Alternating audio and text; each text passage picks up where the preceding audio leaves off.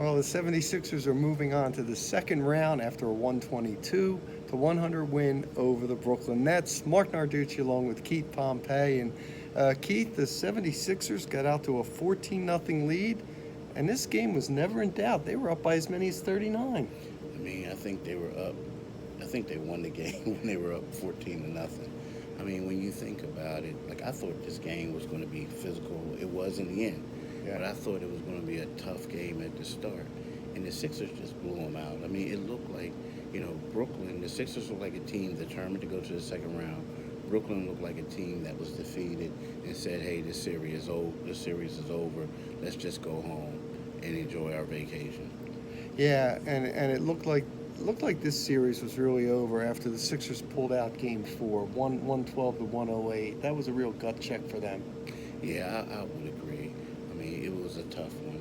I mean, when you think about it, they put a lot into that, and you could tell they were emotionally spent after the game where the general manager gets suspended, gets fined, the owner gets fined. Yeah. So you can tell that they put a lot in there. And then also, if you look at it, there was a time in this game where D'Angelo Russell was just yelling at a referee. So that lets me know it's kind of like if your parents are unruly and the parents are fussing, then the kids fuss. But when D'Angelo, the way he was fussing at the official, it said dude, get your head in the game. You got a game to play. So I felt like they were done after Game 4. Yeah, and it's a Sixers team that is playing with a lot more confidence, as Jimmy Butler talked about after the Just game. gaining confidence. I think confidence is key. We need everybody to be healthy, but as long as everybody's confident and competing, we'll continue to grow. We'll continue to get better. Well, Keith, now they go up against the Toronto Raptors, the second seed, who'll have the home court advantage. Just your early thoughts on the series. I think it's going to be a tough matchup for them. I mean, when you look at it, you have Kawhi Leonard. You also have Marc Gasol. And these are the two guys who are going to be paired up against Ben Simmons and Joel Embiid. And I just think that, this is going to be a tough one. Now, I'm not saying the Sixers can't win it, but, if you ask them to a man, they'll probably say we would rather play Milwaukee.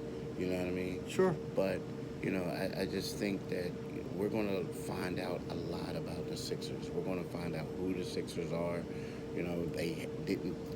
The last time they played them was right before the trade deadline, so they didn't face them when they had Tobias and the three reserves. So it's going to be a good one, but I do believe that the Sixers are going to have their hands full with the Raptors. Yeah, and the guy who all eyes are on, right, Kawhi Leonard.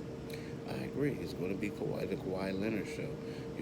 We did a podcast this morning, and it was one of those things where, Michael Lee was talking about how, I think, in 3 games, Ben Simmons had 24 turnovers when Kawhi was guarding him.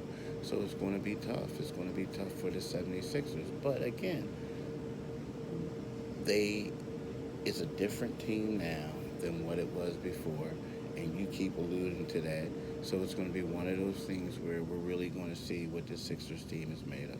Yep, so the Sixers get by in 5 games over the Brooklyn Nets, and now get ready for the Toronto Raptors. For Keith Pompey, this is Marc Narducci from the Wells Fargo Center.